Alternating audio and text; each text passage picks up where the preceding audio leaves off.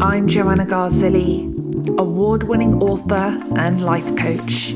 Welcome to the Looking Glass podcast. I say I want more, and if I really wanted more of what I want, then I have to give myself permission to receive that. And I have to stop doing the things that don't create that experience for myself. Just before coming to reflect with you, I was taking a moment sitting quietly, and then the woodpecker started going. But it gave me a moment more to reflect. I was thinking about, or asking myself, am I quiet quitting? I'm working in my job. I'm getting things done.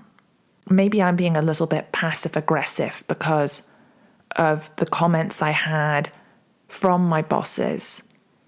I've told them to you before, but I'm just going to say them again. When one of them said to me, "Are you working 40 hours a week?" And they've said that to me more than once. And after I'd done what I sincerely feel in my heart was great results, and I feel, or rather, it annoys me.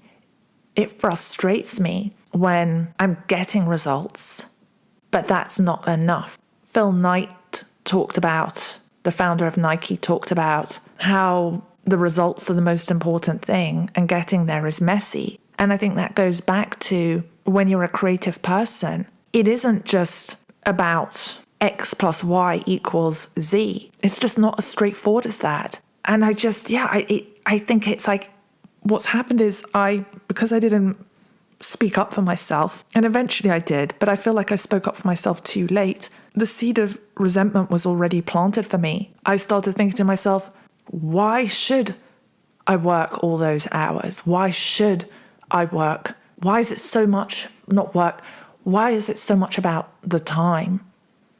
Why does it have to be whatever I'm doing in those 4 hours or those 40 hours? Quality over quantity. I could work 40 hours and achieve nothing, not get the results. I could work 2 hours and get phenomenal results. And I think it's important to come back, and I appreciate you reflecting on this with me, is that part of how I can get certain results in 2 hours that might take someone more than 40 hours is because I've done the work. I've studied for years and years. It's like when Malcolm Gladwell talked in his book, The Outliers, about doing your 10,000 hours. I've done 10,000 hours plus in a number of different areas. And so I have felt really frustrated that I'm being seen in this way. And so then I have to come back to the looking glass and go, why am I allowing this to be reflected to me? Why am I having this experience? Based on me not liking that experience, it's up to me to change it. And so if I want more of what I want, then I'm going to need to let go of what I have plenty of that I don't like. But if I let go, if I clear my plate of the food I don't want on there, I suppose I'm scared that I won't ever get food on my plate again. It was like I remember as a kid going to see Oliver, the musical, but it's based on Dickens, right? I think it was Dickens originally. And Oliver goes up in the line for his food, for his bowl of porridge, and he says, "Please, sir, can I have some more?" And he gets into a lot of trouble for that. So I don't want to ask. I wouldn't go and ask for a bowl of porridge. I would go and ask for a bowl of tabbouleh. Maybe even if I was feeling really, really confident, some lobster as a special treat. I don't like how lobsters are killed, so I wouldn't want to have too much lobster. It would have to be a really, really special occasion. So I'm thinking about doing this program called Road Trip with Matthew McConaughey. And I think I mentioned in an earlier episode that, I did mention about doing the art of living, because I really resonate with a lot of what he's saying. And part of me goes, oh gosh, another self-help thing. Or what am I going to learn here? Why show up and do this? I'm already an author in my own right. I've been doing self-help and spirituality, all that stuff for 25 plus years. And that is very dangerous thinking. And I know that because in the past, when I've thought in that way, I've gone and derailed. I've made poor choices.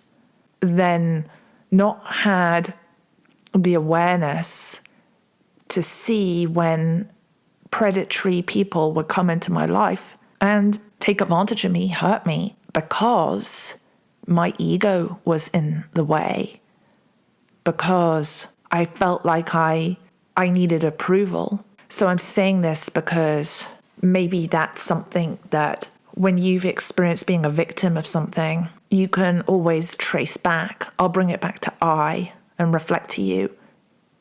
Whenever I have been screwed over, whether it's financially, whether it's in intimacy and friendship, I can always, if I allow myself to look in the mirror, I can see exactly how it happened.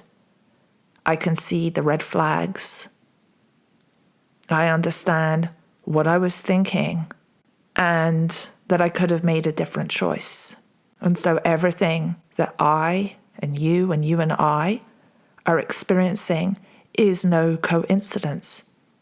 It is perfect for our life experience. And my husband said to me, Joanna, you should do that road trip with Matthew McConaughey. And also, we really like taking road trips. We've driven all the way from LA to Miami. That was a wild trip. So I think I'm going to do it.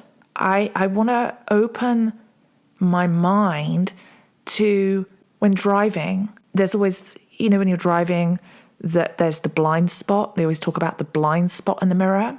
I know that Matthew and then the community of people who is going to be part of that, where you get to do the breakout sessions and the questions and engage with others, that they could help me reflect to me my blind spots. Oh, I said blind spots, not just blind spot. And I don't like that because I want to feel strong. I want to be perfect. And I think, well, how can I be a leader or an expert in personal development, spirituality, self-help, if I'm not perfect, if I don't have it all together? And that is just me setting myself up to fail if I cannot allow myself to be fully vulnerable and show up as a student. Because to be a good teacher, you have to be a good learner. I know that. You know that. I've said it to you before, and I'm going to say it again. You know so much. You have a wealth of life experience. You're so wise. There's so much that you bring to others. And it's okay to be there with some baggage in one's blind spot. I'm going to bring it back to, it's okay for me to show up and be part of a group, a community, with all my baggage, my trash, the crap that I've left out, because it's time for me to clean it up. I'm Joanna Garzilli. Thank you for reflecting with me, and I hope that I get to connect with you next time. Tap the follow button to be notified of when a new episode releases. Share Looking Glass podcast with a friend. Visit looking-glass.me and joannagarzilli.com to sign up for updates or book a Looking Glass reading or reflection session.